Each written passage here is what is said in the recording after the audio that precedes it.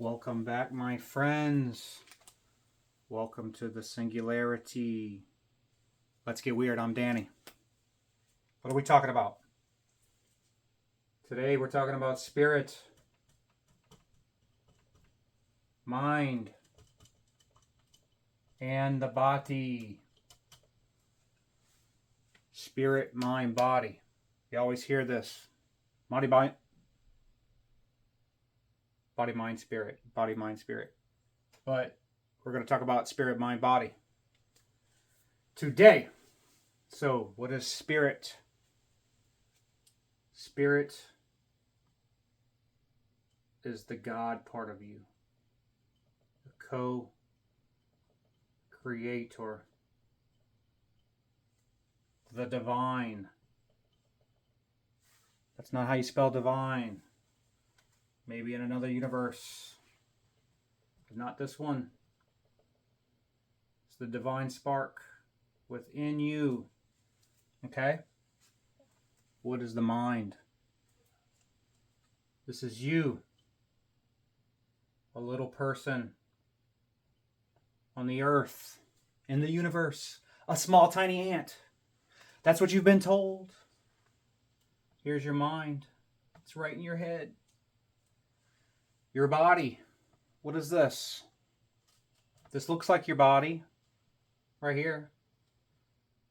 Short leg. But the body is the physical world. It is what you know and what you perceive to be as reality. The illusion, my friend. It is the ever-changing experience.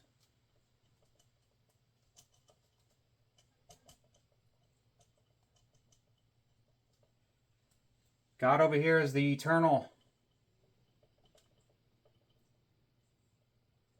Having trouble with my eternal pen.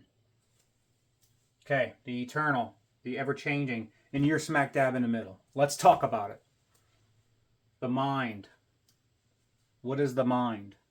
The mind is a filter.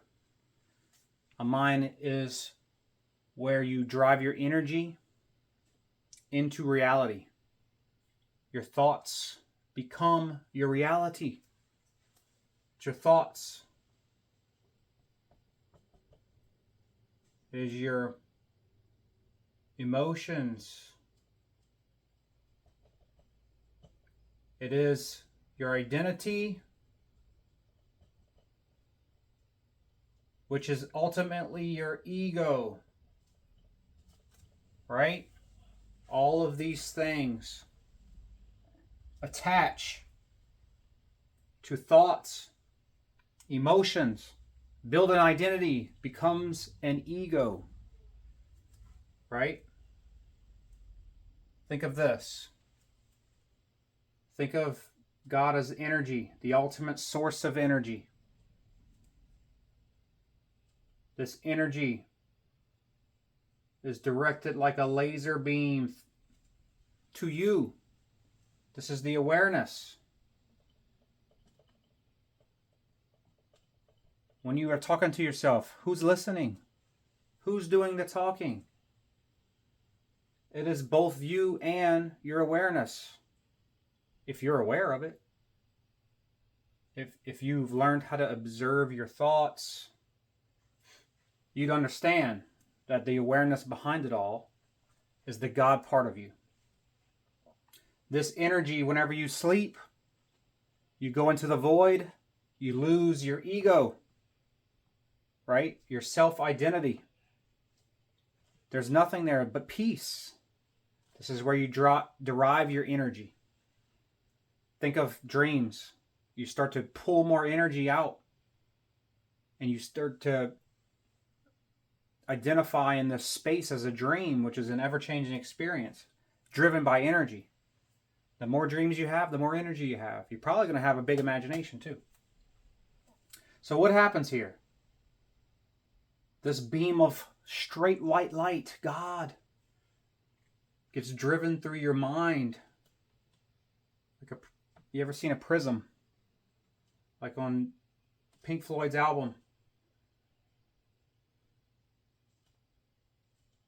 this white light hits the prism, which is your mind, and sends out a distortion. What is this distortion? It is duality as we know it.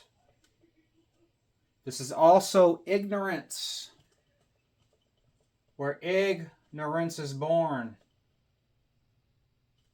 Ignorance. Why? Why ignorance?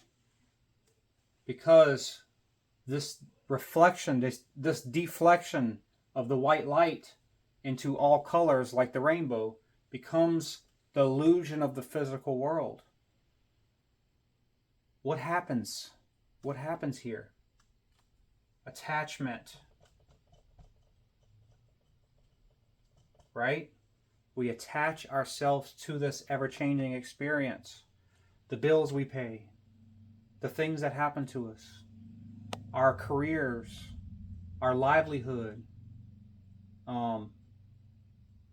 pretty much everything that you understand about the world as you see it, you have some type of attachment to it.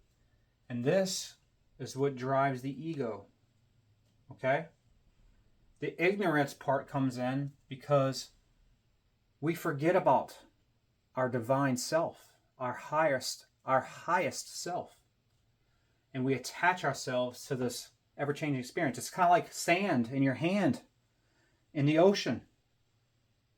You just can't hold on to it. It's not a solid foundation. But we build our life here. And then whenever things don't go our way, we get upset. You know, we're mad. We get really mad. And what does that do? It's going to drive your experience of reality either in a very good way or a very negative way, depending on your observation of it and your attachments to it. It's kind of like a rock, like a chain. Imagine you have a chain connected to your leg and you're toting around this huge rock.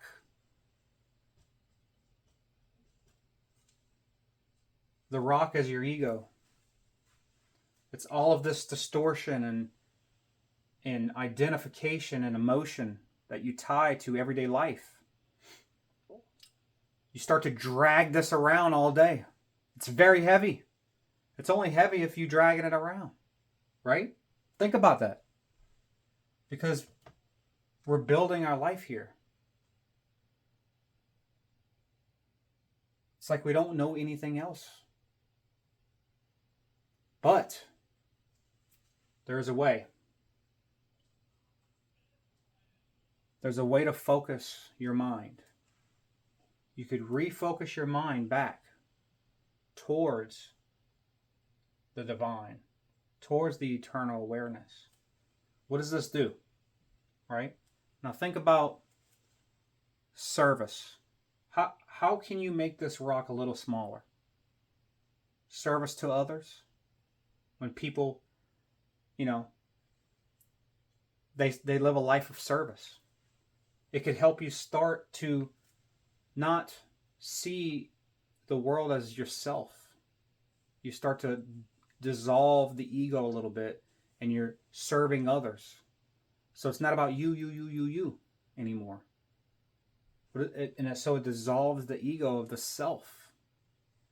And you could start to find God. Right? That's a good way to do it. Now, others find it maybe in alcohol, or they may find it in sports, or any type of way, maybe some drugs, to lose themselves for a little while. Think about this. You go out, you have some drinks with friends and all, you kind of lose the separation between you and someone else. You start to just enjoy life. You're living in the now. Right? You're not attached to the world. Like, what do people do whenever they go to the bar? I just need to get away from this for a minute. What are they doing, effectively? They're getting away from their ego, their identification and their thoughts with their outside experience. The things that hold them down, there's rock. Right? You're dragging around a rock, you can't go anywhere. But the problem is a lot of the ways we deal with life are temporary and ever-changing still. So, what does that mean? It means that the ways that we cope may drive us deeper into this experience because it's ever-changing. And it may be in a negative way. And so we effectively drives ourselves deeper and deeper into the ego and make this rock bigger. Right? Unknowingly. So what do we do? How do we get out of this mess?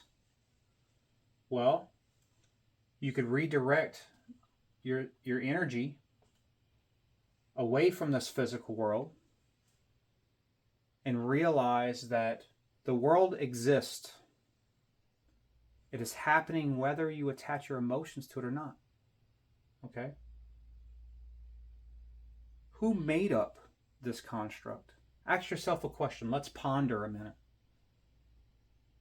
Who told you anything was correct? Right? Who told you you had to be this certain person? Or you needed to get this job? Or you needed to do this? Or they were counting on you? What type of construct in your own mind did that build? Right? Was it positive for you? Maybe. But did it build an ego? Did it build something so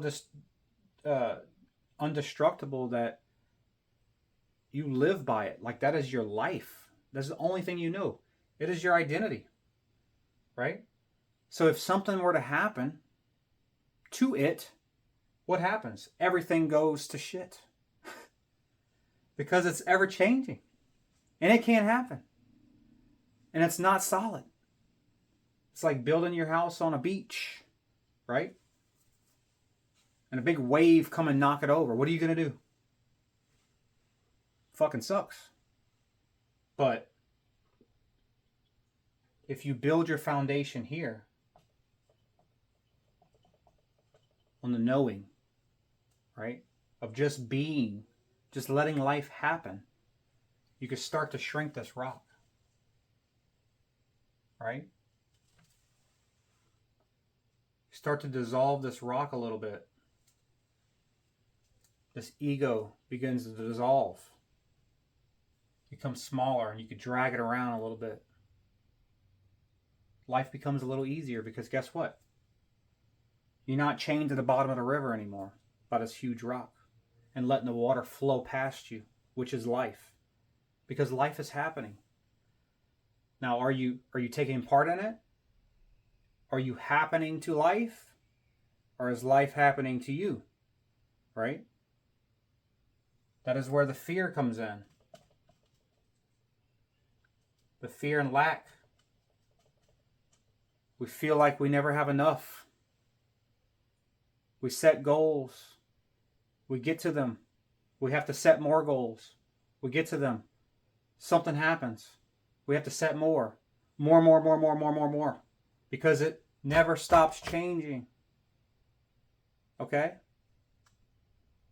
You can't get happiness here. You could be happy. But you won't find true happiness here. True happiness and peace. Because it's inside. It's here. It's the eternal experience that you're looking for. This is the most solid ground. So you redirect your energy this way. And guess what? It's not you, a tiny person anymore, against the world. Right? It's not you against the world. So, like we said, this is the world. It's not you against the world anymore. Your back is not against the wall. It is God, the God in you, against the universe. Which one would you rather be? Which position would you rather be in?